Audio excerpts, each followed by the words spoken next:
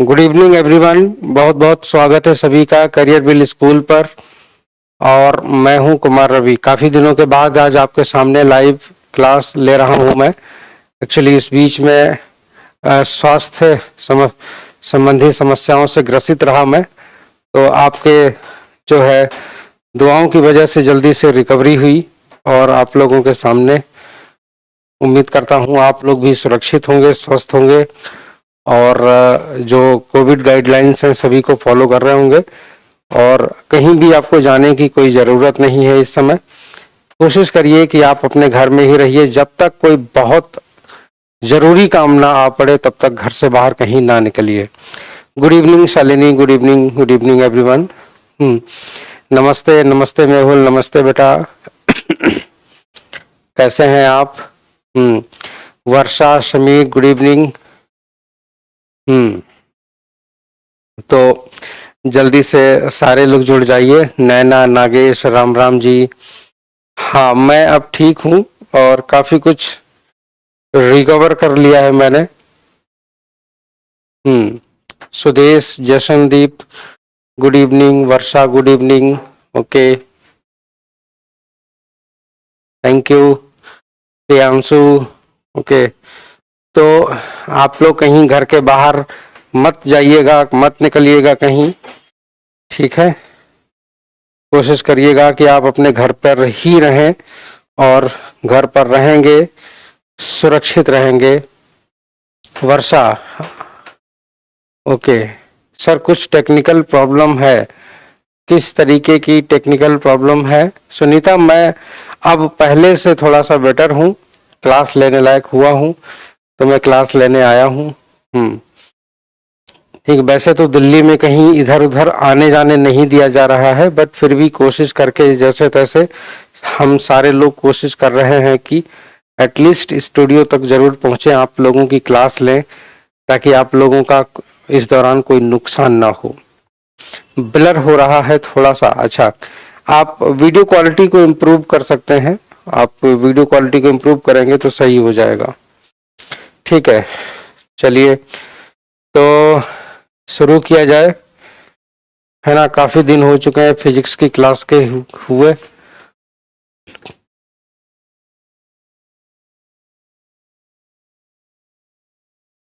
Pen paper आप लोग लेकर के बैठ जाइए और जो है हम लोगों ने क्या क्या चीज पढ़ ली थी वो हम लोग जरा एक बार देखते हैं। हम लोगों ने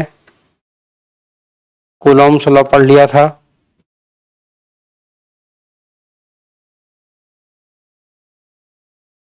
हम लोगों ने कूलॉम्स लॉ पढ़ लिया था। हम लोगों ने इलेक्ट्रिक फील्ड के बारे में पढ़ लिया था।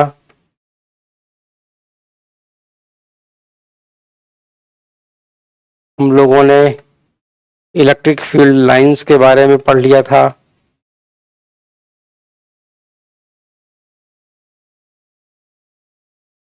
इलेक्ट्रिक फील्ड लाइंस, है ना? हम लोगों ने इलेक्ट्रिक पोटेंशियल के बारे में पढ़ लिया था।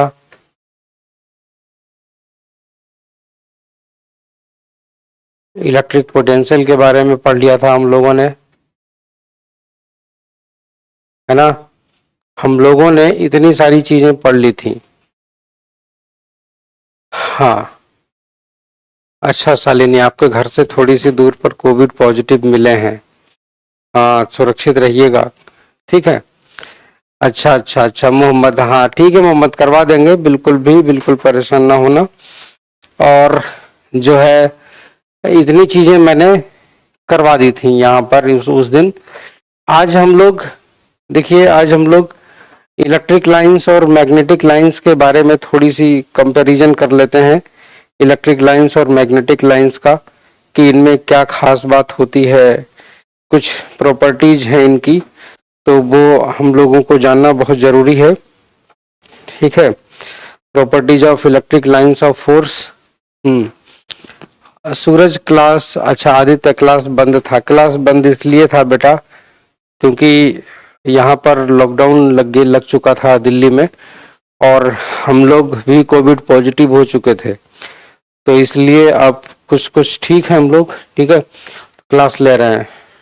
तो चलिए, प्रॉपर्टीज ऑफ इलेक्ट्रिक लाइंस। तो प्रॉपर्टीज ऑफ इलेक्ट्रिक लाइंस हम लोगों को आज पढ़नी है। हम यहाँ पर लिखेंगे प्रॉपर्टीज ऑफ इलेक्ट्रिक लाइंस।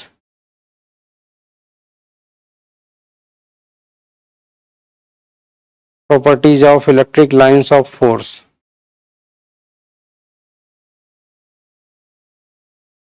विद्युत बल रेखाओं के गुण।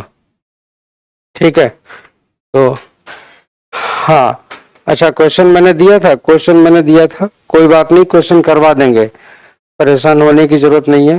क्लास, अनुष्का क्लास नहीं चल रही है? राधे राधे, राधे राधे जी, ओके, कोई बात नहीं।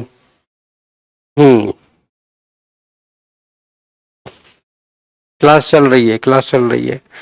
चलिए, तो हम लोग क्या कर रहे हैं, हम लोग ये वाली हेडिंग के बारे में अब सीखेंगे, ठीक है ना।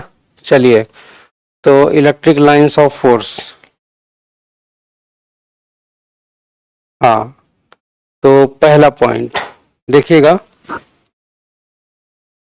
पहला पॉइंट, इलेक्ट्रिक लाइंस जो होती हैं वो हमेशा पॉजिटिव चार्ज से निकलती हैं और नेगेटिव चार्ज पर जाकर के कन्वर्ज होती हैं। वीडियो पॉज नहीं है, वीडियो तो रनिंग है, वीडियो चल रही है। यहाँ पर मैं लिख रहा हूँ इलेक्ट्रिक लाइंस ऑफ फोर्स। मेरे साथ में आप लोग लिखिए, कॉपी पेन उठाइए और मेरे साथ में लिखिए। Electric lines of force originates from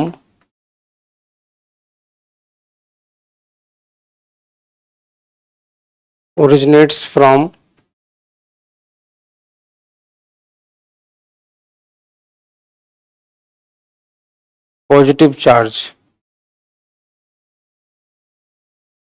and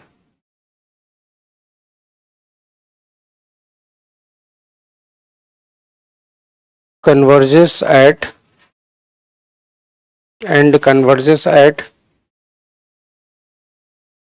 negative charge and converges at negative charge.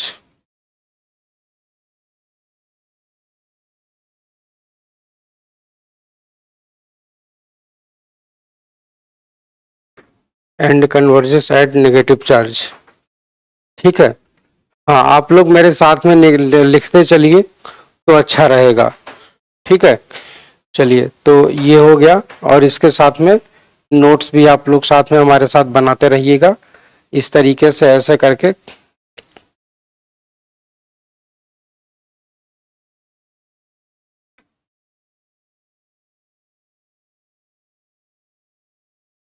इस तरीके से तुम्हारा पॉजिटिव चार्ज से लाइनें निकलती हैं और नेगेटिव चार्ज पर जाकर के कन्वर्ज हो जाती हैं, और नेगेटिव चार्ज पर जाकर के कन्वर्ज हो जाती हैं। ठीक है ना।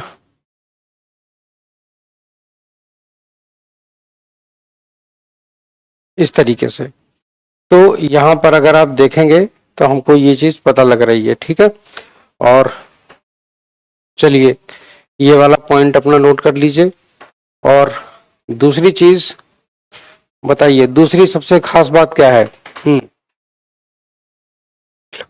हाँ समीर, मैंने लिखवा दी थी, मैंने ये चीजें बहुत डिटेल से एक्सप्लेन करी थी उस दिन। आज मैं इनको नोट्स के तरीके से लिखवा रहा हूँ, तो आप अपने नोट्स बना लीजिए प्रॉपर, एकदम जैसे नोट्स बनते हैं। ठीक है, तो हमारे प्रॉपर नोट्स बन जाएंगे इनके। आदित्य, इसका मतलब है कि विद्युत बल रेखाएं धनावेश से निकलती हैं और ऋणावेश पर जाकर के इकट्ठी हो जाती है। ठीक है। दूसरी चीज ये है, electric lines of force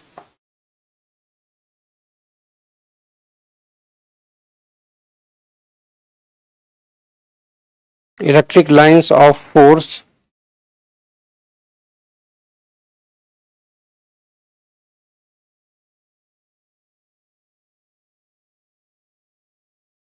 originates from positive charge surface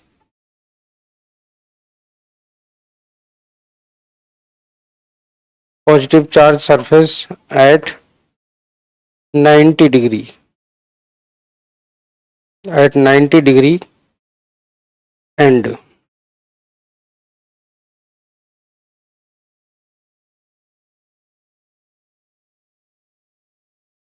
converges on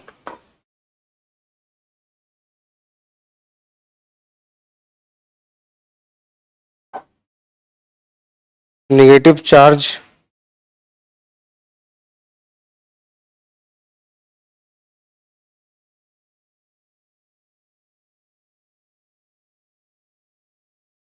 surface at 90 degree। ठीक, हाँ, तो ये चीज है। पॉजिटिव क्या है? पॉजिटिव का मतलब पॉजिटिव चार्ज, ये पॉजिटिव लिखा है ना, ये पॉजिटिव लिखा है, इसका मतलब है positive charge surface at 90 degree. याद रखिएगा, ये चीज कहने का मतलब ये है कि जो तुम्हारी इलेक्ट्रिक लाइंस होती हैं वो तुम्हारी किसी भी चार्ज से 90 डिग्री पर ही निकलती हैं, इस तरीके से ऐसे करके, ठीक है ना, इस तरीके से 90 डिग्री पर, ठीक है ना, 90 डिग्री पर, 90 डिग्री पर। और ये वाला तुम्हारा नेगेटिव है, इस तरीके से, ये 90 डिग्री पर जाकर के कन्वर्ज होती हैं।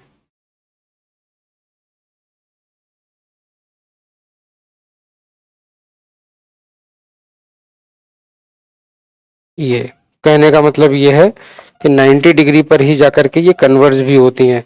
मैंने रीजन आपको उसी दिन एक्सप्लेन कर भी दिया था, ठीक है, रीजन मैंने आपको उस दिन वो कर ही दिया था। Good evening Anamika, good evening बेटा, गुड इवनिंग, ठीक है। अच्छा, और तीसरा पॉइंट देखिएगा, तीसरा पॉइंट, तो तीसरा पॉइंट हम लोग यहाँ पर लिखेंगे ऐसे करके। हाँ, ये तुम्हारा तीसरा पॉइंट हो गया। तीसरा पॉइंट क्या होगा? Tangent to any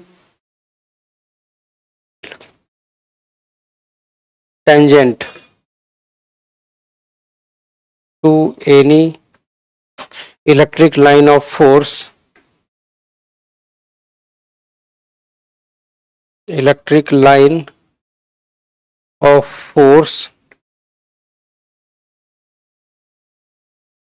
at a point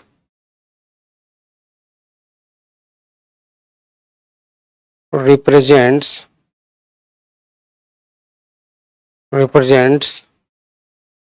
direction of electric field।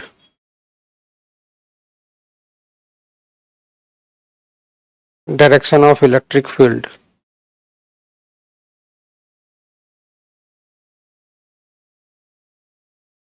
Direction of electric field, ठीक है।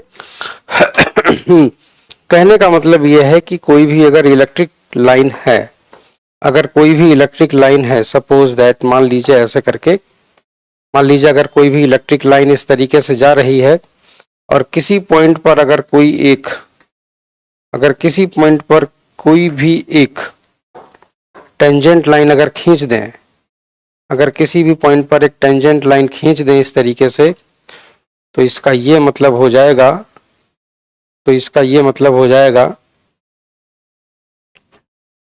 हाँ, इसका मतलब ये हो जाएगा, चलिए मैं ऐसे ही लाइन खींचता हूं, इसका ये मतलब हो जाएगा कि यहाँ पर इलेक्ट्रिक फील्ड की डायरेक्शन ये है, ठीक है।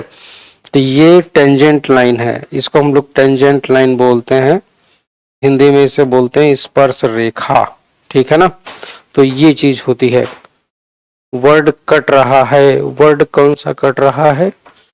अच्छा, वर्ड कट रहा है, अब देखो, अब तो नहीं कट रहा वर्ड, अच्छा उधर कट रहा होगा, एक मिनट, देखता हूं जरा मैं, अब नहीं कट रहा होगा वर्ड, है ना, अब तो नहीं कट रहा है ना, वेरी गुड, अब नहीं कट रहा होगा। तीसरा पॉइंट ये है।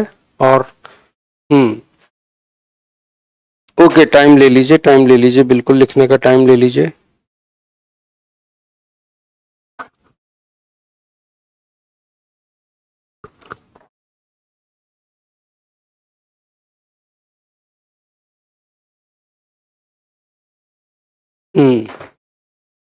अब ओके है, कोई बात नहीं।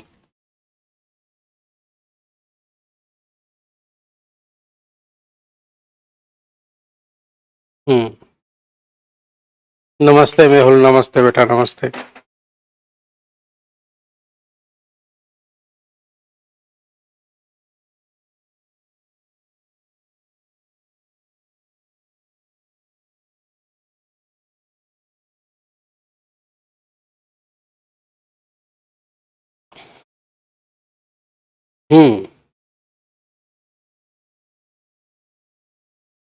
एमपी बोर्ड भी कवर हो जाएगा, बिल्कुल। आराध्या, मेरी तबीयत, मुझे कोरोना हो गया था पिछले 15 दिन पहले, ठीक है। इसी वजह से मैं अपने घर पे एक कमरे में बंद कर दिया गया था, और अब मुझे कुछ ठीक महसूस हो रहा है, इसलिए मैं आपकी क्लासेस लेने लगा हूँ। हाँ, अब मैं काफी कुछ ठीक हूँ। अब मैं काफी कुछ ठीक हूँ। हम्म।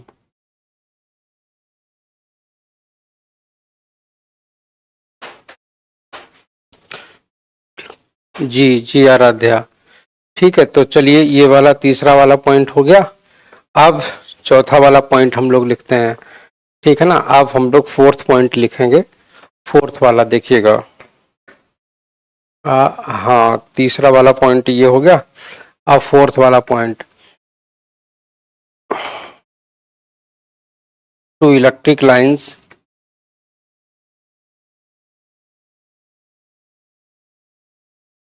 Never intersect each other, never intersect each other.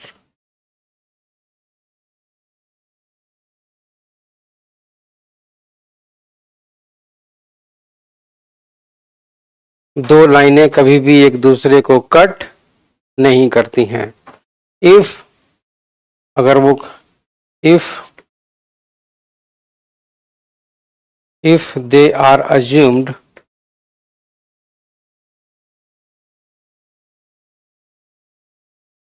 to intersect each other,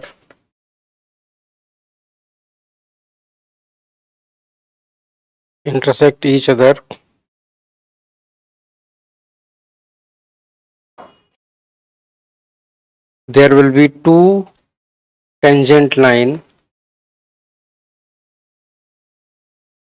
there will be two tangent lines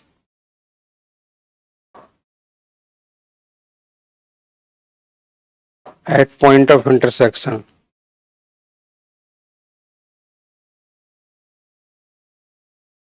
At point of intersection. At point of intersection.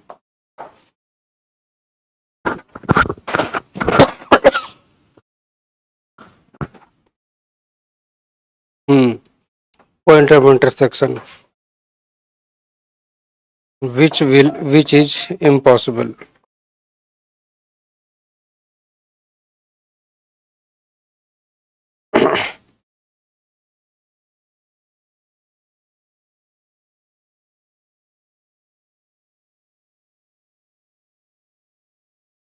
It means there will be two electric fields. There will be two electric fields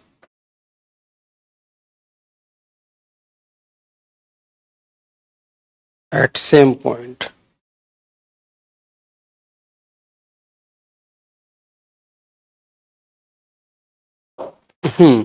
ये note कर लीजिए, point number 4।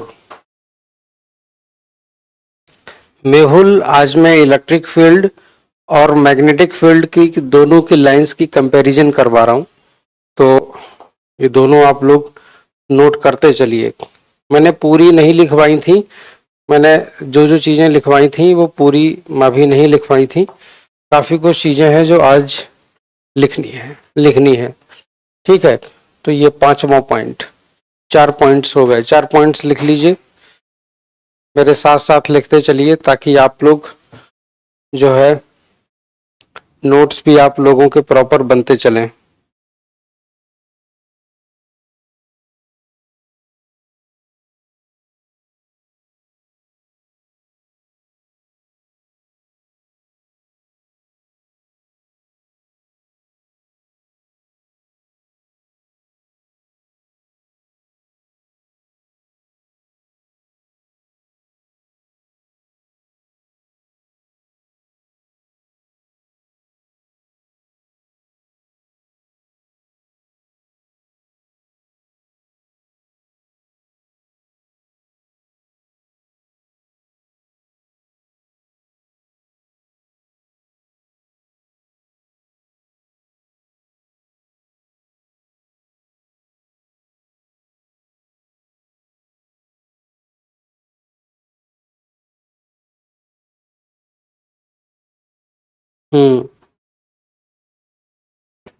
बिल्कुल आदित्य, 2 लाइनें intersect होगा, impossible होगा ऐसा, क्योंकि 2 लाइनें इंटरसेक्ट के एक दूसरे को कर ही नहीं सकती।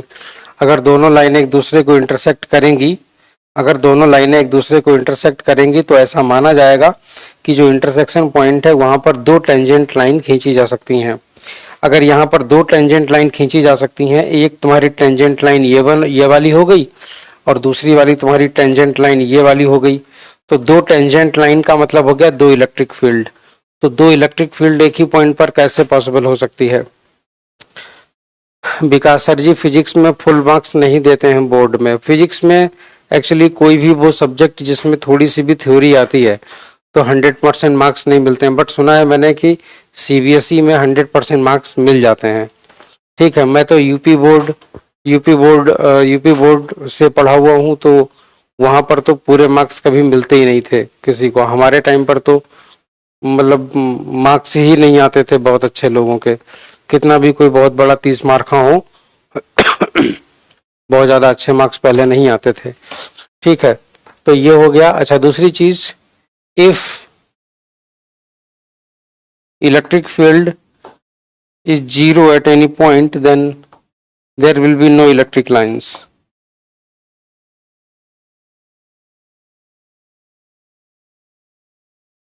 If electric field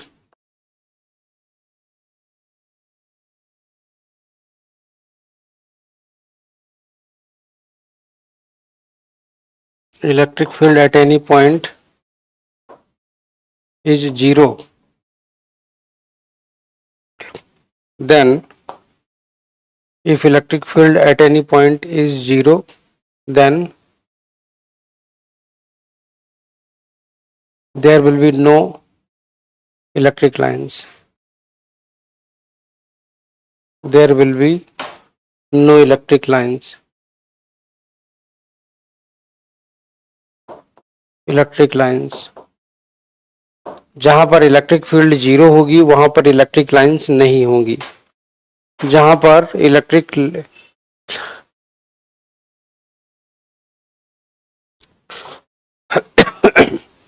जैसे कि देखिएगा, जैसे कोई खोखला गोला है, मान लीजिए hollow sphere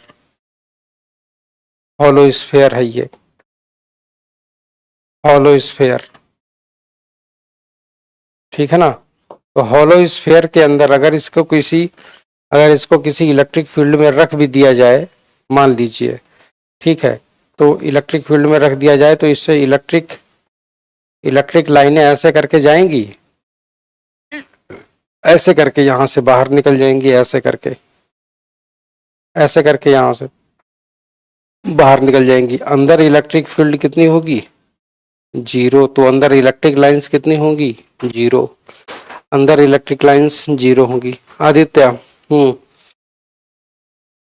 it means there will be 2 electric fields at same point which is impossible. अच्छा, हाँ, विच इज इम्पॉसिबल। अच्छा, ये चीज बोल रहे हो आदित्य? क्यों आदित्य, ये वाली बात बोल रहे हो ना, ये वाली, ये लो, विच इज इम्पॉसिबल। ठीक है ना? तो ये हो गया। तो खोखले गोले के अंदर इलेक्ट्रिक लाइंस जीरो होती हैं।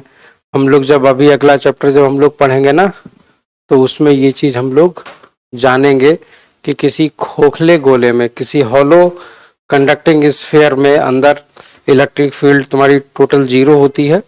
अगर बाहर कहीं इलेक्ट्रिक फील्ड में रख भी दिया जाए तो इलेक्ट्रिक फील्ड वहां से जीरो दिखाई देती है, जीरो निकलती है। ठीक है ना? तो ये उसका कॉन्सेप्ट है यहाँ पर। और तुम्हारा जो छठवां पॉइंट है वो हम लोग लिखते हैं सिक्स्थ पॉइंट। बताइए इसमें सबसे खास बात और क्या है?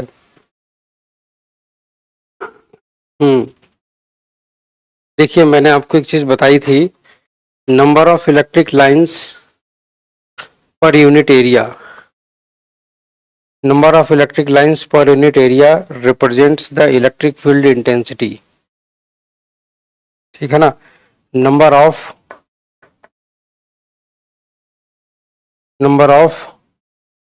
Electric lines, number of electric lines per unit area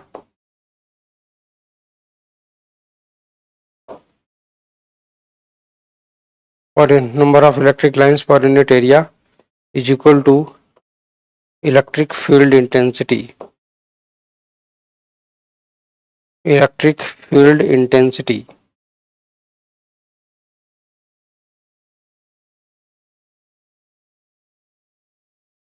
ठीक है, इस पर तुम्हारे बहुत बढ़िया रोहन, बहुत बढ़िया। देखिए इस पर आपके क्वेश्चन पूछा जाता है, इसमें बन जाता है इस पर जनरली। जैसे ऐसे करके देखिएगा, जैसे मान लीजिए कि इस तरीके से तुम्हारा ये इलेक्ट्रिक लाइंस जा रही हैं, मान लीजिए। ठीक है ना? ये इलेक्ट्रिक लाइंस जा रही हैं ऐसे करके। तो अगर हम बात करें पर यूनिट एरिया की, तो मान लीजिए कि ये तुम्हारा पर यूनिट एरिया है, पर यूनिट एरिया तुम्हारा यहाँ पर भी है ये। तो यहाँ पर ये वाला जो मतलब लाइनें होंगी, यहाँ पर मान लीजिए सपोज दैट हमने कहा कि E2 है इलेक्ट्रिक फील्ड, E2। और यहाँ पर जो तुम्हारी इलेक्ट्रिक फील्ड होगी वो मान लीजिए E1 है। ठीक है? तो number of lines per unit area, ये जो सर्किल है ये 1 यूनिट एरिया का है, ये सर्किल भी 1 यूनिट एरिया का है। इसके अंदर से गुजरने वाली जो लाइंस हैं, lines passing through this circle is in high number, but in this case number of lines passing through this 1 unit area is less than the number of lines passing through this area। इसका मतलब ये हुआ कि यहाँ पर अगर हम लोग देखें, कंपेयर करें, तो देखेंगे हम लोग कि इलेक्ट्रिक फील्ड जो है ना, इलेक्ट्रिक फील्ड E1, इसका जो मैग्नीट्यूड है वो तुम्हारा E2 से ज़्यादा है। ये भी होता है, ऐसा भी होता है। ठीक है? मेहुल हम करवा देंगे, आप परेशान ना हो। ठीक है? बिल्कुल परेशान होने की जरूरत नहीं है, हम करवा देंगे। ठीक है? हाँ, बिल्कुल भी परेशान होने की जरूरत नहीं है। हम्म,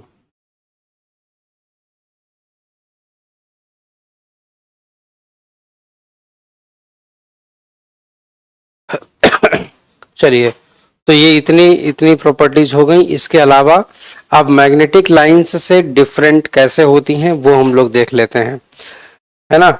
electric lines, electric lines of force are different from magnetic field.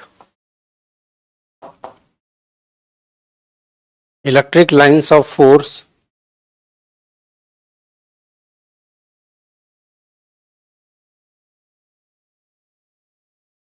Electric lines of force are different from या डिफर फ्रॉम, ऐसे लिखते हैं। Differ from magnetic lines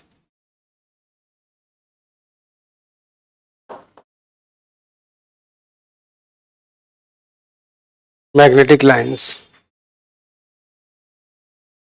magnetic lines.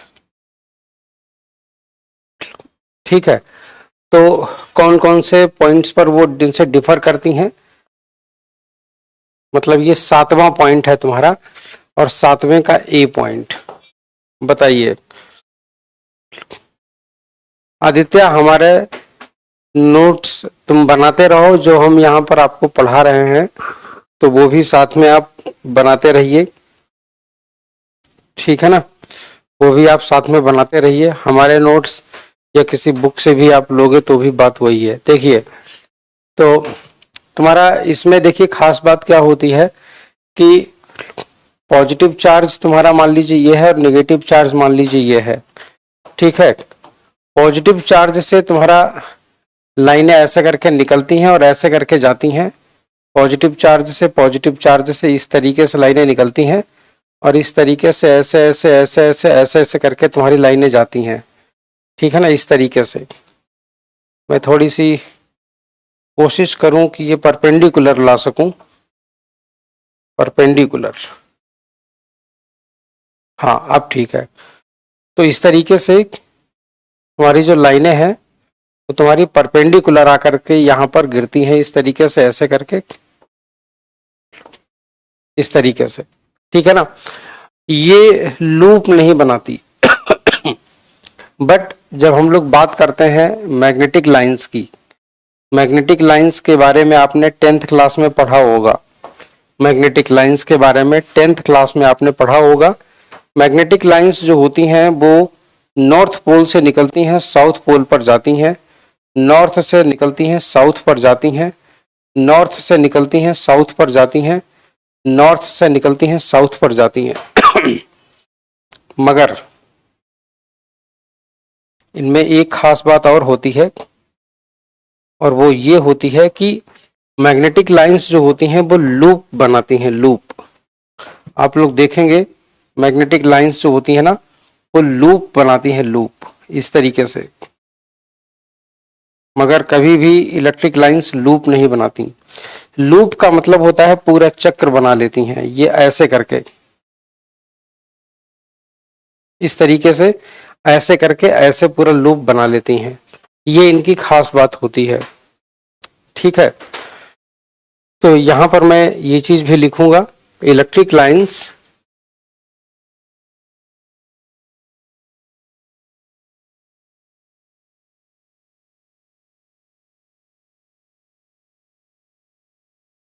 Forms loop, sorry, does not forms loop, do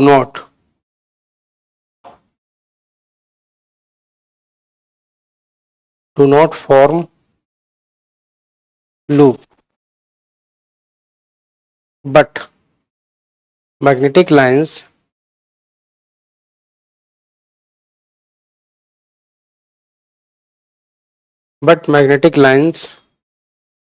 forms loop, ठीक है ना? ये सबसे important एक बात है जो दोनों को एक दूसरे से अलग करती है। दोनों की सिमिलरिटी क्या है कि दोनों की दोनों लाइंस एक दूसरे को कट नहीं करती हैं, दोनों की दोनों लाइंस एक दूसरे को कट नहीं करती हैं। ये इन दोनों में सिमिलैरिटी है, ठीक है? हम लोग लिखेंगे सिमिलर, मतलब इनके बीच में सिमिलैरिटी। सिमिलैरिटी तो हम लोग जनरली जान रहे हैं, फिर भी सिमिलैरिटी क्या है ना? Electric and magnetic lines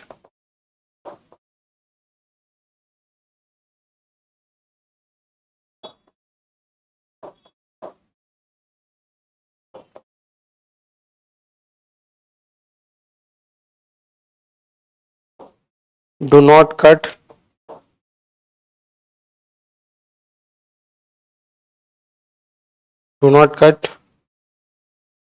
electric and magnetic lines. Electric and magnetic lines, कहने का मतलब ये है कि इलेक्ट्रिक लाइन को और मैग्नेटिक लाइन को कट नहीं करती है। ठीक है। और सुंदर सर क्लासेस क्यों नहीं हो रही थी? सुंदर बेटा क्लासेस इसलिए नहीं हो रही थी क्योंकि हम लोग बीमार पड़े थे और दूसरी चीज दिल्ली में लॉकडाउन लग गया था, तो हम लोग कोई लोग स्टूडियो तक नहीं आ पा रहे थे, इसलिए ये समस्या आन पड़ी थी, है ना। अब क्लासेस आपकी चलती रहेंगी, तो आप बिल्कुल भी परेशान ना हो।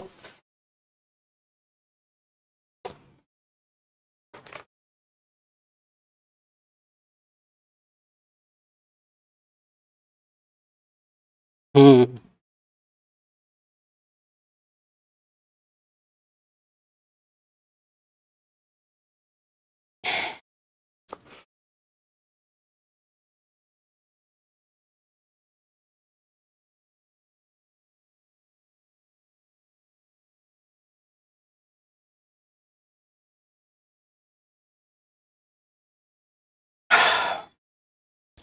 हाँ, तो ये हो गया। और इसके बाद सेवेंथ का बी, देखिएगा सेवेंथ का बी पार्ट मैं इधर लिख रहा हूं। हम लोगों ने एक चीज देखी थी कि जो तुम्हारे चार्जेस होते हैं जो तुम्हारे, है ना, जो चार्जेस होते हैं वो हमेशा, समझिएगा मेरी बात को, जो चार्ज होते हैं, चार्ज उनसे निकलने वाली जो इलेक्ट्रिक लाइंस होती हैं वो हमेशा ये सरफेस से परपेंडिकुलर निकलती हैं, ये हमेशा परपेंडिकुलर निकलती हैं, और ये जहां पर जाकर के कन्वर्ज होती हैं जिस सरफेस पर, मतलब निगेटिव चार्ज पर, तो हाँ, जिस सरफेस पर जाकर के कन्वर्ज होती हैं ऐसे करके, वहां पर भी निगेटिव जो है परपेंडिकुलर ही जाती हैं। मगर जब हम लोग बात करते हैं मैग्नेटिक लाइंस की जब हम लोग बात करते हैं, तो मैग्नेटिक लाइंस की का क्या खास बात होती है नॉर्थ से साउथ, देखिएगा कि ये किसी भी एंगल पर निकलती हैं, किसी भी एंगल पर जाकर के कन्वर्ज हो जाती हैं। ये किसी भी एंगल पर निकलती हैं, किसी भी एंगल पर ये कन्वर्ज हो जाती हैं। ये इनकी खास बात होती है, ठीक है ना। यही यही इनकी खास बात होती है कि ये जो है एंगल यहाँ पर मैटर नहीं करता है, एंगल यहाँ पर मैटर नहीं करता है, ठीक है ना। यहाँ पर हम लोग वही चीज यहाँ पर लिखेंगे, electric lines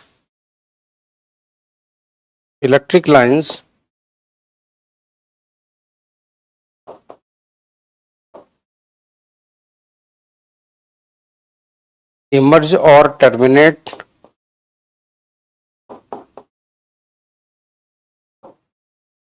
at 90 degree on charge surface, while magnetic lines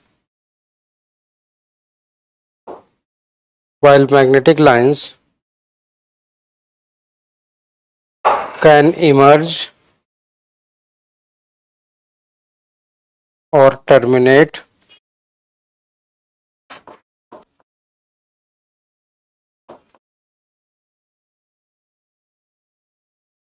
at any angle,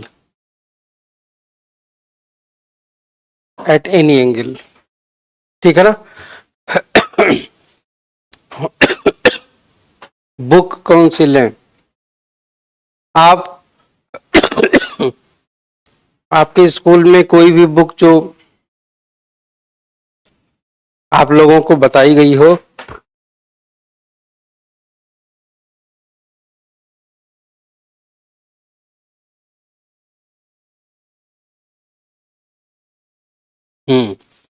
आपके स्कूल में जो भी बुक आपको बताई गई हो, आप वो वाली बुक ले सकते हैं, ठीक है। चलिए, तीसरी चीज क्या है? सेवेंथ का सी, देखिएगा। अगर मान लीजिए जैसे इसका इस तरफ ऐसे करके रख दिया गया है,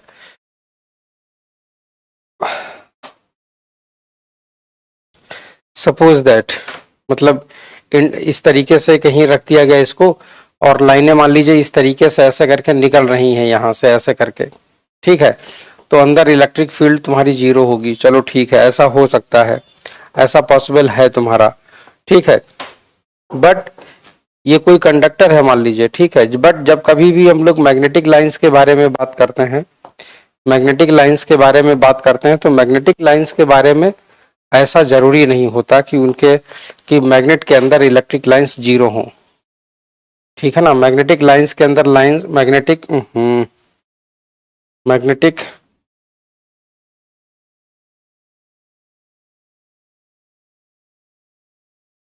इस तरीके से ऐसे करके, ठीक है, हाँ, तो ऐसे ऐसे करके इस तरीके से, एक सेकंड, डायग्राम गलत बन गया है दोस्त, एक मिनट रुकिए, मैं जरा सही से बनाता हूँ।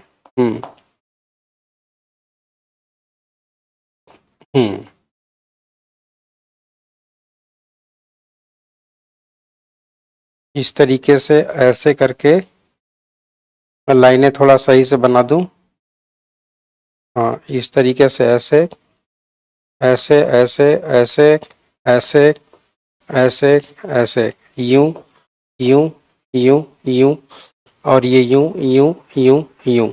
अब देखिए जरा ध्यान से, इसके अंदर भी मैग्नेटिक लाइंस हैं, जबकि उसके केस में ऐसा नहीं है। ये यहाँ पर नॉर्थ पोल है, ये वाला यहाँ पर साउथ पोल है, ठीक है, जबकि यहाँ पर इलेक्ट्रिक लाइंस तुम्हारी अंदर जीरो है, अंदर इलेक्ट्रिक लाइंस जीरो है। तो ऐसा पॉसिबल हो सकता है कि किसी कंडक्टर के अंदर जो है इलेक्ट्रिक लाइंस जीरो ना हो, ठीक है, किसी चार्ज बॉडी के अंदर इलेक्ट्रिक लाइंस जीरो हो सकती हैं। यहाँ पर मैं लिख रहा हूं, electric lines inside a charged body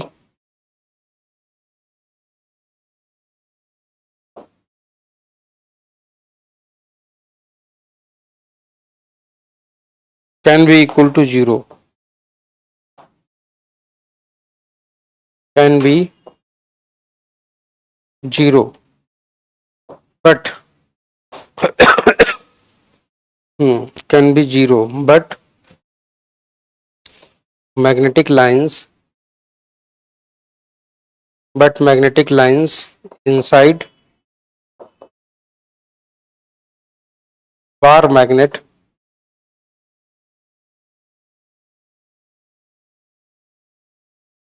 cannot be zero। मैंने यहाँ पर बार मैग्नेट का एक एग्जांपल लिख दिया है, अदरवाइज इस तरीके की कोई और भी मैग्नेट बनाई जा सकती है, जैसे इलेक्ट्रोमैग्नेट भी बनाई जाती है। आगे हम लोग जब पढ़ेंगे इलेक्ट्रोमैग्नेटिज्म तब उसमें जानेंगे। कहने का मतलब यह है, 7th C का मतलब क्या है समझिएगा। हाँ देखिए, अच्छा ये वाला 7th का B वाला पार्ट, 7th का B वाला पार्ट ये है कि ये यहाँ पर 90 डिग्री से लाइनें निकलती हैं, यहाँ पर 90 डिग्री पर जाती हैं, बट ये वाली जो लाइनें जो है ना, ये कोई जरूरी नहीं है कि यहाँ पर 90 डिग्री पर ही निकले और यहाँ पर जाकर के 90 डिग्री पर ही यहाँ पर पहुंचे, ऐसा जरूरी नहीं है। कुछ भी एंगल हो सकता है, ठीक है ना, डिफरेंट, तो ऐसा जरूरी नहीं है। बल्कि यहाँ जरूरी है लाइनें 90 पर निकलेंगी, 90 पर जाएंगी, 90 पर नहीं निकलेंगी और 90 पर नहीं जाएंगी। 90 पर निकल भी सकती है, 90 पर पहुंच भी सकती है, कुछ भी पॉसिबल हो सकता है। इसमें कहता है कि किसी चार्ज के अंदर, किसी चार्ज के अंदर, है ना, यहाँ पर कहता है कि किसी चार्ज के अंदर इलेक्ट्रिक लाइंस जीरो हो सकती हैं, और इसमें कहता है कि किसी भी मैग्नेट के अंदर इलेक्ट्रिक लाइंस जीरो नहीं होती हैं, ठीक है। बिल्कुल बिल्कुल आपने सही कहा, सुंदर, आपने सही कहा, मैं उसी की बात कर रहा था। इलेक्ट्रोमैग्नेट सोलेनॉइड ही होता है, ठीक है। तो आगे हम लोग जब पढ़ेंगे मैग्नेटिज्म में आएंगे तब हम लोग वो चीज भी जानेंगे, ठीक है ना। हाँ, 7th का बी फिर से बता दीजिए आदित्य, समझ में आ गया ये चीज? 7th के बी में, 7th के बी में मैंने आपको बताया ये चीज समझ में आ गया। लाइनें किसी भी एंगल पर निकल सकती हैं, मतलब जैसे मान लो कि अगर इस तरीके का कोई सरफेस है, लाइनें ऐसे करके निकल सकती हैं, लाइनें ऐसे करके निकल सकती हैं, ऐसे निकल सकती हैं, ऐसे भी निकल सकती हैं, 90 डिग्री पर भी निकल सकती हैं, ठीक है ना। तो ये एंगल है ना, सारे एंगल अलग अलग हैं, तो इस तरीके से ऐसा हो सकता है, कोई दिक्कत? ठीक है, तो ये तुम्हारे कुछ पॉइंट्स हो गए जो काफी इंपॉर्टेंट पॉइंट्स हैं। बिल्कुल सोलेनाइड हो सकता है, बिल्कुल, है ना। चलिए, तो ये हो गया। अब हम लोग आते हैं डायपोल की ओर। देखिए, ये कुछ इंपॉर्टेंट पॉइंट्स थे जो मैंने आपको बता दिए, ठीक है ना। बिल्कुल बिल्कुल बिल्कुल वर्षा, आपने सही कहा, यहाँ पर कोई भी एंगल हो सकता है, बट वहां पर निकलने वाला जो एंगल होगा वो 90 डिग्री ही होगा, और जो कन्वर्जिंग एंगल होगा वो भी तुम्हारा 90 होगा। यहाँ पर इमर्जिंग एंगल 90 डिग्री नहीं भी हो सकता है, यहाँ पर कन्वर्जिंग एंगल 90 डिग्री नहीं भी हो सकता है, ठीक है ना। चलिए, तो ये हो गया। आगे की ओर हम लोग आते हैं, देखिएगा। हाँ, तो अब हम लोग आते हैं इलेक्ट्रिक डाइपोल की ओर। इलेक्ट्रिक डाइपोल,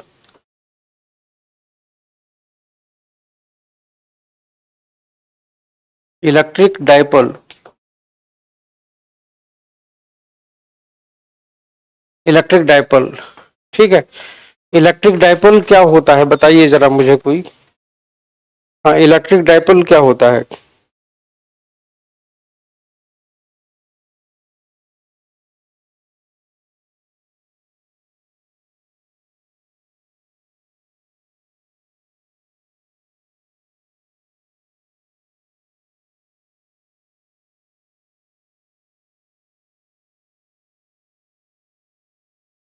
बताइए, इलेक्ट्रिक डाइपोल क्या होता है?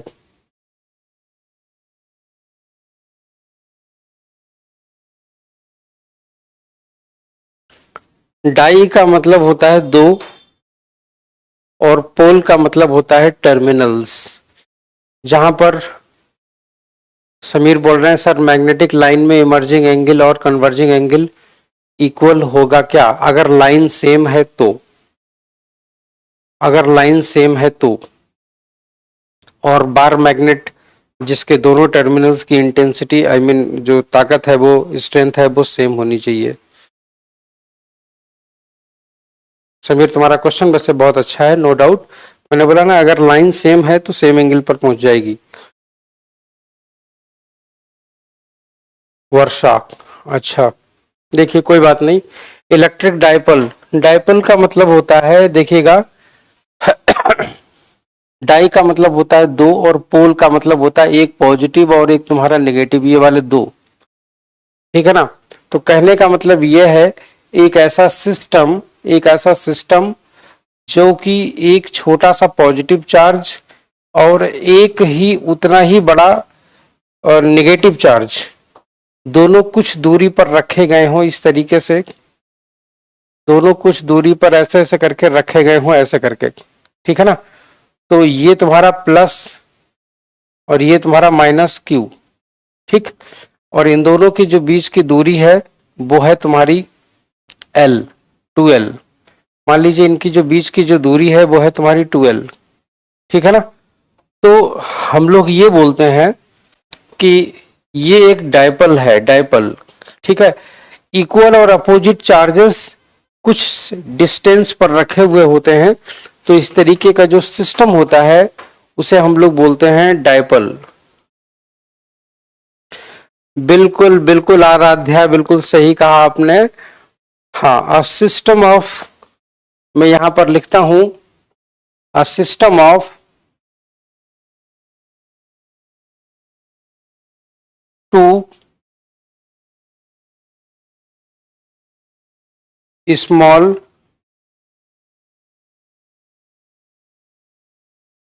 equal and opposite charges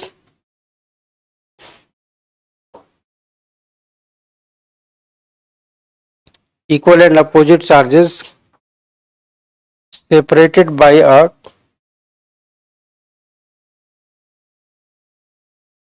separated by a distance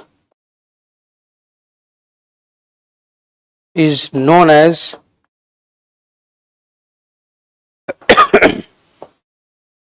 electric dipole।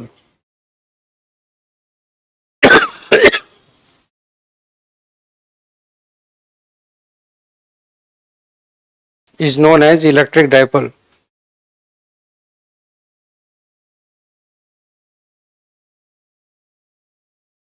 ठीक है। तो ये हो गया तुम्हारा इलेक्ट्रिक डाइपोल इस तरीके का।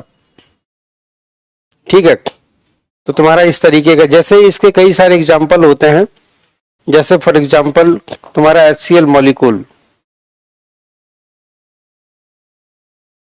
जैसे HCl मॉलिक्यूल,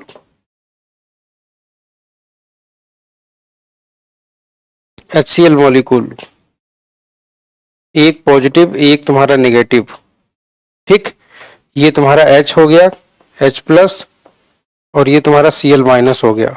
ठीक है, ये तुम्हारा H प्लस और ये वाला तुम्हारा Cl माइनस। आदित्य, हाँ आदित्य देखो, एक ऐसा निकाय जिसमें दो बराबर और विपरीत आवेश कुछ दूरी पर रखे होते हैं, ऐसे निकाय को हम लोग वैद्युत द्विध्रुव कहते हैं, इसे बोलते हैं हम लोग। ठीक है, तो ये तुम्हारा एक HCl मॉलिक्यूल है, ये भी तुम्हारा ऐसे करके होता है, और ये इसकी बॉन्ड लेंथ होती है यहां से यहां तक। ठीक है, अब हम आते हैं डायपोल मोमेंट।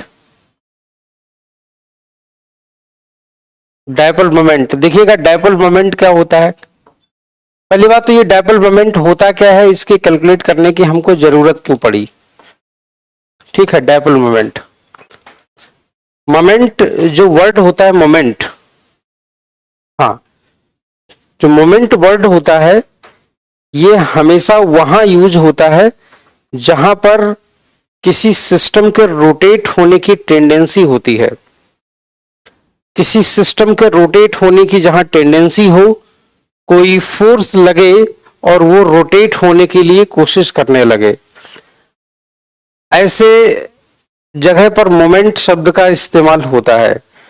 जैसे मोमेंट ऑफ इनर्शिया आप लोगों ने सुना होगा 11th क्लास में, जड़त्व आघूर्ण, अभी समझा रहे वर्षा, एक मिनट। तो मोमेंट ऑफ इनर्शिया, इनर्शिया के कारण कोई बॉडी जब रोटेट होने की टेंडेंसी में आ जाती है, रोटेट होने की टेंडेंसी आ जाती है किसी भी बॉडी में इनर्शिया के कारण, तो उसमें एक फिजिकल क्वांटिटी जन्म लेती है जिसे बोलते हैं moment of inertia. Moment of inertia. वैसे ही फोर्स मोमेंट या मोमेंट ऑफ फोर्स, जिसे हम लोग टॉर्क भी बोलते हैं, बलाघूर्ण बोलते हैं जिसे हम लोग।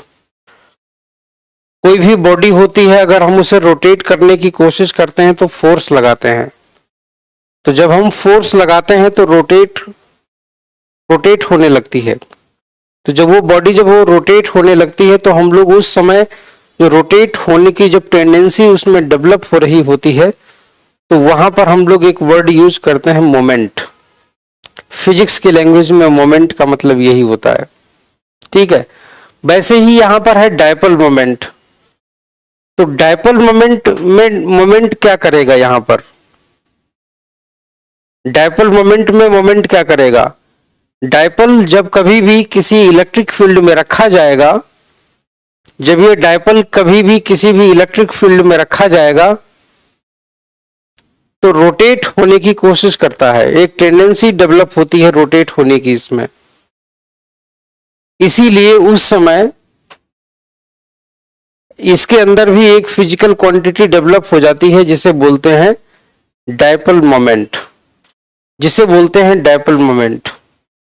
और डायपोल मोमेंट की जो वैल्यू कैलकुलेट होती है वो होती है सिंपली, ध्यान से देखिएगा, एक पॉजिटिव चार्ज Q है, यहां से कुछ डिस्टेंस पर नेगेटिव चार्ज Q होगा, जितना पॉजिटिव है उतना ही नेगेटिव होगा, और इनके बीच की जो दूरी है, इनके बीच की जो दूरी है इस तरीके से लेकर के ऐसे करके वो है 12। ये 12 डिस्टेंस क्यों मेजर करते हैं, 12 डिस्टेंस अभी हम दोबारा समझा देंगे, डोंट वरी। तो 12 डिस्टेंस क्यों लिखते हैं हम लोग, एक्चुअली सिंप्लीफिकेशन में आसानी हो जाती है। जो तुम्हारा डायपोल मोमेंट होता है, डायपोल मोमेंट, तो डायपोल मोमेंट होता है तुम्हारा कोई भी एक चार्ज ले लीजिए और बीच की डिस्टेंस ले लीजिए दोनों चार्जेस के, इसको बोलते हैं हम लोग dipole moment. P is equal to 2qL, ये होता है तुम्हारा। ये एक वेक्टर क्वांटिटी होती है, ये एक वेक्टर क्वांटिटी होती है। Dipole moment is a vector quantity. Dipole moment is a vector quantity.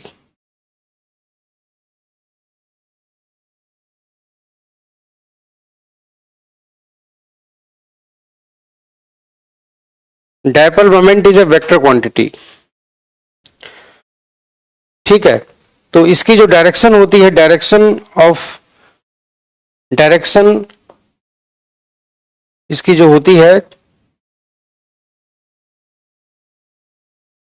Direction of dipole moment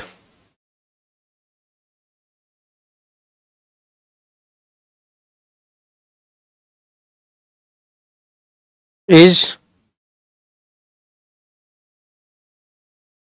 from negative to negative charge to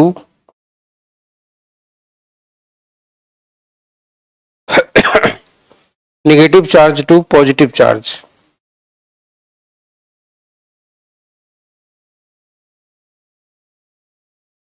negative charge to positive charge,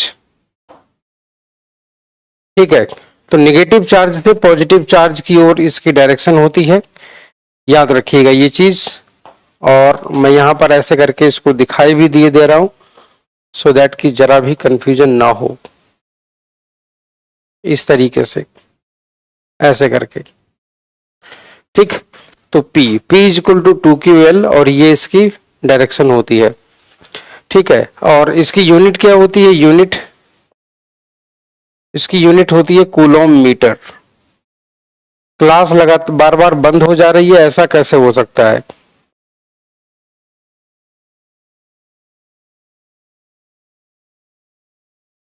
हाँ, बाकी लोगों की क्लास चल रही है ना आसानी से, कोई दिक्कत तो नहीं आ रही है? हाँ, तो बेटा अनामिका, ये क्लास इंग्लिश मीडियम का बैच है तो हिंदी में लिखना पॉसिबल नहीं होगा इस बैच में, but I can explain in Hindi. मैं हिंदी में एक्सप्लेन करता हूं और कर दूंगा। अंकित, क्लास हो रही थी बंद। अच्छा।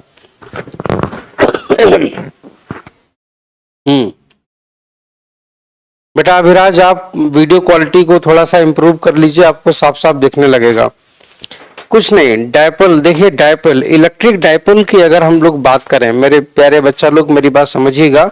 इलेक्ट्रिक डायपोल, डाई का मतलब होता है दो और पोल का मतलब होता है टर्मिनल्स, एक तरीके से कह सकते हो। पोल का मतलब टर्मिनल्स, सिरे इनको बोलते हैं, ठीक है।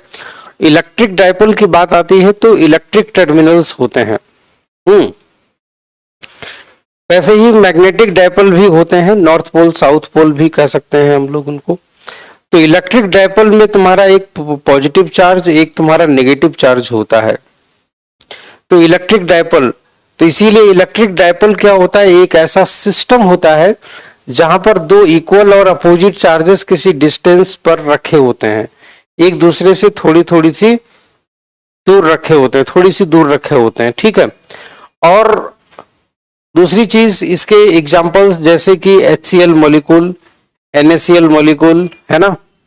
हाइड्रोजन क्लोराइड का मॉलिक्यूल जो होता है वो भी एक डायपोल की तरह काम करता है, ठीक है। NaCl का मॉलिक्यूल है वो भी बिल्कुल वैसे ही बात करता है। इलेक्ट्रिक डायपोल बैटरी या सेल होता है क्या? नहीं, नहीं बेटा, हम लोग उसको इलेक्ट्रिक डायपोल नहीं कह सकते, ठीक है। इलेक्ट्रिक डायपोल नहीं कह सकते हम लोग उनको। इलेक्ट्रिक डायपोल एक अलग ही हिस्सा हो, मतलब वो सेपरेट होता है अपने आप में। सर क्लास बैक क्यों नहीं हो रही? हो जाएगी, बाद में बैक भी हो जाएगी, एक बार क्लास खत्म हो जाए, ठीक है। चलिए, तो ये हो गया। जब उसके बाद में हम लोग आते हैं इलेक्ट्रिक डायपोल मोमेंट की, तो डायपोल मोमेंट दो चार्जेस जो कि कुछ डिस्टेंस पर एक दूसरे से रखे हुए थे, प्लस की और माइनस की बीच में डिस्टेंस है, सेपरेट डिस्टेंस है 12। तो इलेक्ट्रिक इनका जो डायपोल मोमेंट हम लोग कैलकुलेट करते हैं कोई भी एक चार्ज और दोनों चार्जेस के बीच की डिस्टेंस। तो तुम्हारा हो जाता है कोई भी एक चार्ज मतलब क्यू और बीच की डिस्टेंस है मतलब 12। तो तुम्हारा जो डायपोल मोमेंट हो जाता है वो हो जाता है 2ql। तो डायपोल मोमेंट तुम्हारा एक वेक्टर क्वांटिटी है। डायपोल मोमेंट तुम्हारा एक वेक्टर क्वांटिटी है, वेक्टर क्वांटिटी। और इसकी जो डायरेक्शन है जो पूछी जाती है आपके एग्जाम्स में, वो आती है, वो होती है नेगेटिव से पॉजिटिव चार्ज की ओर। नेगेटिव चार्ज से पॉजिटिव चार्ज की ओर इसकी डायरेक्शन होती है। इसकी यूनिट क्या होती है? Coulomb into metre. तो इसकी यूनिट हो जाती है कूलम मीटर। ठीक है ना? क्या नहीं चल रहा है? टेक्निकली कुछ प्रॉब्लम हो रही है क्या? मैं जरा टेक्निकल टीम को बोलता हूं।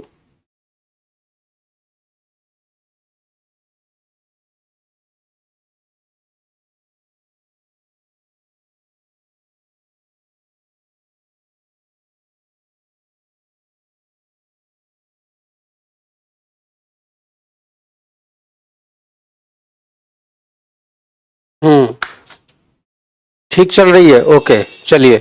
तो ये हो गया तुम्हारा, ठीक है। तो डायपोल मोमेंट हम, हाँ ओके ठीक है। तो ये चीज हमारी क्लियर हो गई कि डायपोल मोमेंट तुम्हारा क्या होता है, ठीक है। अब मान लीजिए जैसे अगर हम आपको फॉर एग्जांपल एक सपोज दैट एक हम आपको एक क्वेश्चन देते हैं, अगर एक हम आपको एक क्वेश्चन दे दें, देखिएगा क्वेश्चन देते हैं, मैं आपको एक क्वेश्चन दे देता हूं। हाँ, डायपोल मोमेंट का मान लीजिए कि अगर HCl मॉलिक्यूल है, HCl मॉलिक्यूल, ठीक है, HCl मॉलिक्यूल है, इनकी बॉन्ड लेंथ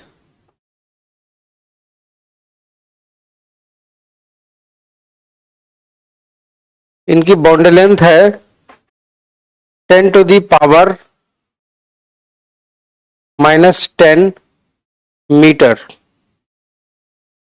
ठीक। और इलेक्ट्रॉन का चार्ज है, इसका जो मैग्नीट्यूड है वो है 1.6 इंटू 10⁻⁻19 कूलम। तो बताइए मुझे डायपोल मोमेंट कितना होगा? इसका बताइए डायपोल मोमेंट कितना होगा?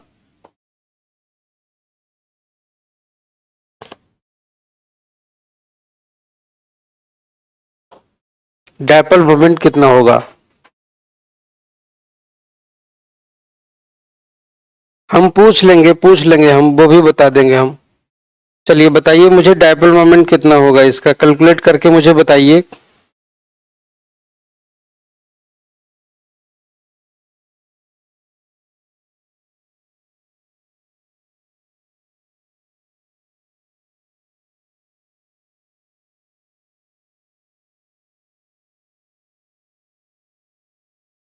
बताइए मुझे डायपोल मोमेंट। हम्म,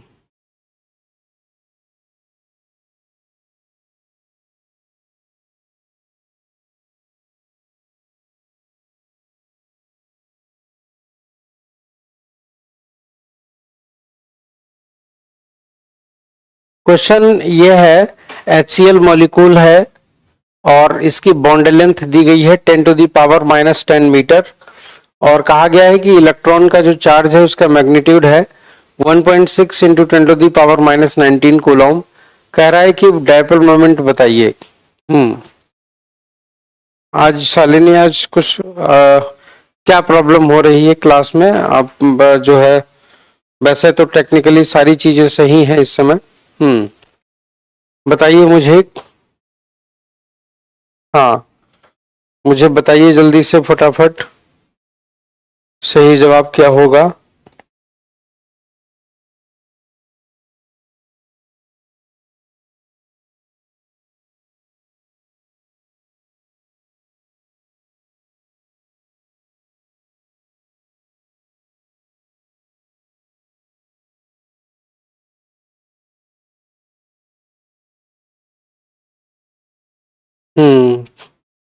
देखिए, बहुत सारे लोग आंसर दे रहे हैं, कई लोगों का आंसर सही भी है। देखिएगा प्यारे बच्चा लोग, इसको ऐसे करते हैं हम लोग क्वेश्चन को, देखिएगा। हाँ, ये आपका एग्जाम्पल है।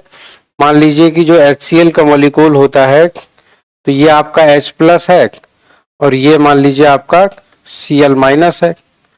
ठीक है, इस तरीके से। और मान लीजिए कि इनके बीच की जो डिस्टेंस है, वो इनके बीच की जो डिस्टेंस ये वाली जो है ना, इसी को बोलते हैं बॉन्ड लेंथ। इसी को बोलते हैं बॉन्ड लेंथ। क्या बोलते हैं? इसी को बोलते हैं हम लोग बॉन्ड लेंथ।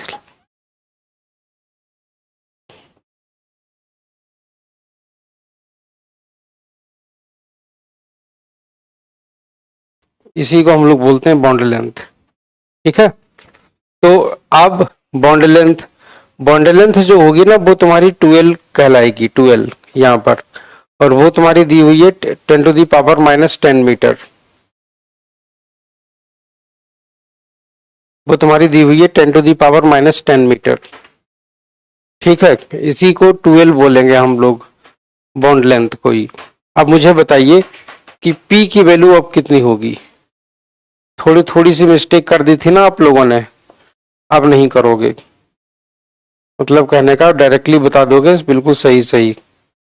तो P बराबर हो जाएगा तुम्हारा चार्ज, कोई एक चार्ज 1.6 इंटू 10⁻⁻10। ठीक है ना, और साथ में इनके बीच की डिस्टेंस इंटू 10⁻⁻ के, ये तुम्हारा माइनस के 19 था, हाँ माइनस के 10। ठीक, तो ये तुम्हारा हो जाएगा P will be equal to 1.6 into 10⁻⁻19 coulomb metre. Coulomb metre, coulomb metre. Avni थोड़ी सी मिस्टेक कर दी आपने, सॉरी, हाँ, तो यहाँ पर 10⁻⁻29 हो जाएगा, बिल्कुल सही कहा आपने। हाँ, थोड़ी सी मिस्टेक कर दी बाकी लोगों ने, उन्होंने 2 का मल्टीप्लाई भी करा दिया है। 2 का मल्टीप्लाई नहीं करवाना था मेरे भाई, 2 का मल्टीप्लाई नहीं करवाना था। 2 का मल्टीप्लाई इसलिए नहीं करवाना था,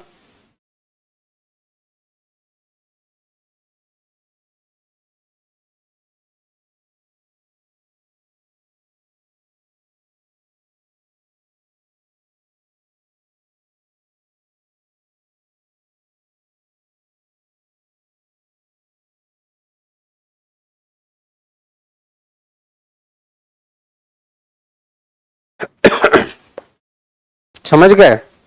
आराध्या, बॉन्ड लेंथ का हिंदी, आदित्य बॉन्ड लेंथ का हिंदी का मतलब होता है, हिंदी में इसको बोलते हैं बंध की लंबाई। बंध की लंबाई। देखो, कोई भी अगर इस तरीके का मॉलिक्यूल होता है, पॉजिटिव और नेगेटिव चार्जेस वाला, तो दोनों चार्जेस के बीच की डिस्टेंस को ही बॉन्ड लेंथ बोलते हैं। दोनों चार्जेस के बीच की डिस्टेंस को ही हम लोग बॉन्ड लेंथ बोलते हैं।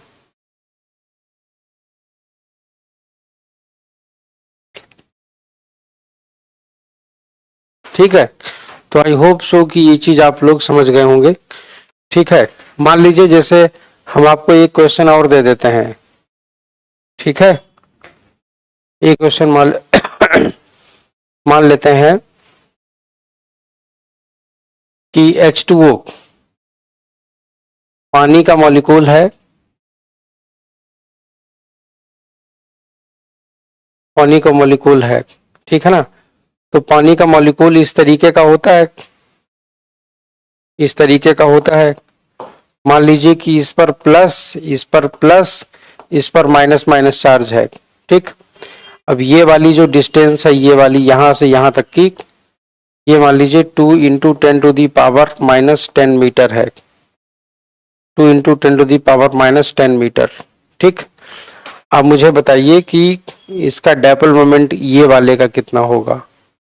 तो डायपोल मोमेंट कितना होगा इस यहाँ पर इसका। ठीक है, और मतलब नेट डायपोल मोमेंट मुझे बताइए, नेट मत बताइए आप, खाली यही वाला बता दीजिए बस, P1 की वैल्यू बता दीजिए बस, P1। नेट वाला निकालने के लिए दोनों के बीच में एंगल पता होना चाहिए। चलिए मुझे बता दीजिए फटाफट कि इसकी वैल्यू कितनी होगी जल्दी से। चलिए मुझे बताइए जल्दी से। ऐसा मान लीजिए कि ये बहुत अच्छे से पोलराइज हो चुके हैं, ऐसा मान लीजिए। अब मुझे बताइए कैलकुलेट करके कि ये क्या होगा। बिल्कुल बिल्कुल ऋषभ, बिल्कुल बिल्कुल बेटा, असाइनमेंट भी दे देंगे, डोंट वरी। ठीक है।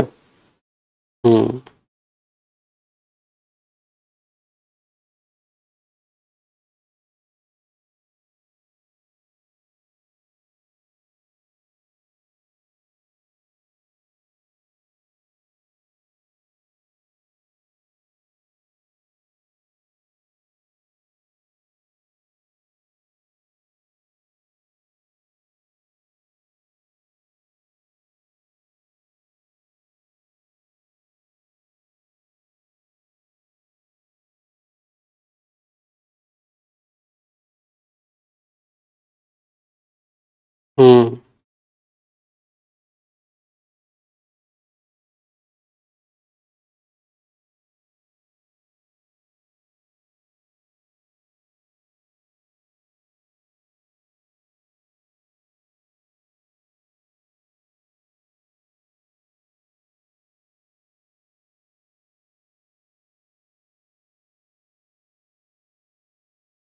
क्यू की वैल्यू क्या है?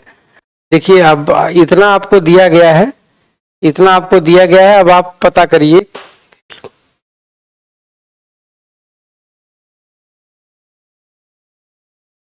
मान लीजिए कि मोमेंट आपको निकालना पड़े तब।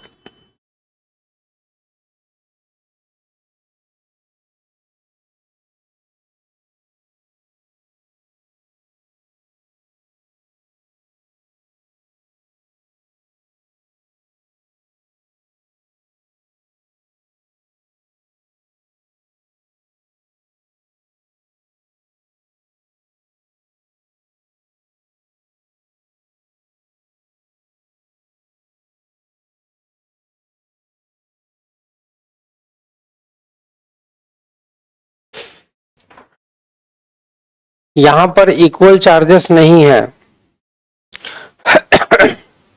ठीक है। यहां पर इक्वल चार्जेस नहीं है, बट अगर हमें जो है डायपोल मोमेंट कहा जाए निकालने के लिए, तो हम यहाँ पर डायपोल मोमेंट नहीं निकाल सकते, ठीक है। हमको नेट डायपोल मोमेंट हम निकाल सकते हैं। नेट डायपोल मोमेंट कैसे निकलेगा? एक डायपोल मोमेंट की डायरेक्शन ये तुम्हारी बनेगी ऐसे करके, एक तुम्हारी ऐसे करके बनेगी P1 और एक तुम्हारी ऐसे करके बनेगी P2, ठीक। दोनों का हालांकि मैग्नीट्यूड इक्वल होगा, दोनों के बीच में थीटा एंगल आएगा, तो तुम्हारा जो नेट P निकलेगा, नेट P, तो वो तुम्हारा अंदर ऐसे करके निकलेगा P1 square plus P2 square plus 2P1 P2 cos theta, ठीक है। इस तरीके से या इसको ऐसे ऐसे निकाला जा सकता है। अगर हमसे कोई कहा जाए कि निकालना है, मान लिया जाए कि ये अपने आयनों में टूट रहा है, अगर ये इस तरीके से, अगर ये पूरा का पूरा पोलराइज हो गया है, अगर ये 100% कह दिया जाए, तो ऐसे इसको ऐसे निकाला जा सकता है। देखिए आप लोगों ने थोड़ा सा दिमाग नहीं लगाया और सीधे सॉल्व करने लगे। पानी जो होता है, पानी को अगर कभी भी तोड़ा जाए तो अपने दो आयनों में इस तरीके से टूटता है, H प्लस और OH माइनस, ठीक है, H प्लस और OH माइनस। तो इस तरीके से मान लिया जाए कि पानी के ये दो तरीके से ये जुड़ा हुआ है, इस तरीके से जुड़ा हुआ है। और मान लीजिए जो इनके बीच की जो डिस्टेंस थी ना, वही वो वाली मान लीजिए डिस्टेंस अगर दे दी जाए तो 2 × 10⁻⁻10 मीटर। तो ऐसे करके तो हम लोग कैलकुलेट कर सकते हैं, मगर उस तरीके से जैसे अभी मैंने आपको दिया था उस तरीके से कैलकुलेट नहीं किया जा सकता है। रीजन, क्योंकि वहां पर दोनों चार्जेस इक्वल नहीं थे, इसीलिए हम वैसे कैलकुलेट नहीं कर सकते थे। मगर हम नेट निकाल सकते थे। नेट कैसे निकाल सकते थे? जैसे मैंने अभी आपको बताया था, वेक्टर वाले तरीके से। सुबोध, हाँ बेटा, अब आप यहाँ पर इजीली बता सकते हो कि एक चार्ज और दूसरे चार्ज के बीच की डिस्टेंस कितनी है। यहाँ पर एक चार्ज जो होगा वो तुम्हारा माइनस, या कह सकते हैं कि मैग्नीट्यूड अगर हम लोग निकालें तो ये इतना चार्ज होगा तुम्हारा, और डिस्टेंस तुम्हारी यहाँ पर इतनी होगी, ठीक है ना।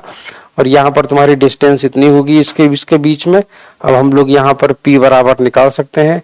P बराबर हो जाएगा तुम्हारा ये इतना charge into 2 into 10 to the power minus का 10 metre, 2 into 10 to the power minus का 10 मीटर।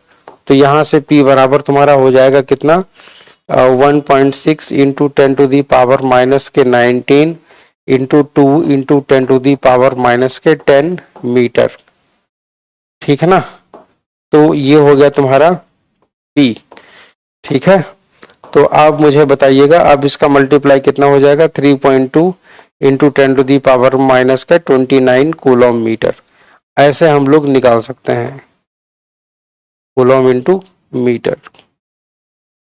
ठीक। तो ये वाला आप नोट कर लीजिए। पानी को अगर H प्लस और OH माइनस, कुछ नहीं बेटा आराध्या सर हमें कैसे पता कि यहाँ पर इक्वल मैग्नीट्यूड चार्जेस है या नहीं है। देखो वो तुम्हें अपने आप दिख जाएगा। ये जो चार्ज ऊपर बने होते हैं ना, यहाँ से आपको अपने आप दिख जाएगा कि चार्ज इक्वल है या नहीं है। H2O में जब उस तरीके से पार्शियल पोलराइजेशन दिखाया गया था तब वहां पर जो था ना कि एक O पर तुम्हारे डबल माइनस था मगर हाइड्रोजन पर तुम्हारा सिंगल प्लस था, तो चार्जेस तो बराबर थे ही नहीं वहां पर इस तरीके से। ठीक है। तो ऐसे करके हम लोग निकालते हैं, नोट कर लीजिए इसको।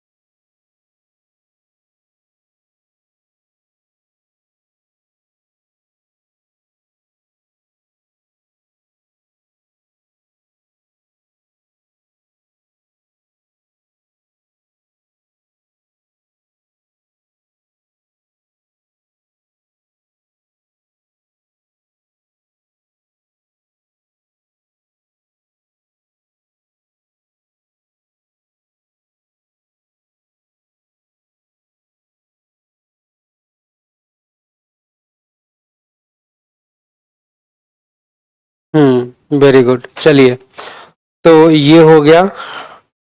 टाइम जरा देखते हैं आज का। तो बच्चा लोग आज का जो क्लास है वो आज हम लोग यहीं पर फिनिश करेंगे। और हम लोगों ने डायपोल मोमेंट तक पढ़ लिया। नेक्स्ट क्लास में हम लोग क्या पढ़ेंगे, नेक्स्ट क्लास का मतलब कल हम लोग पढ़ेंगे electric field due to a dipole. ठीक है ना। इलेक्ट्रिक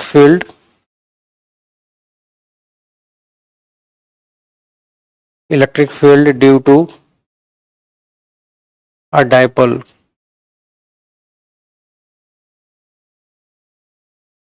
ठीक है ना। और दूसरा है तुम्हारा टॉर्क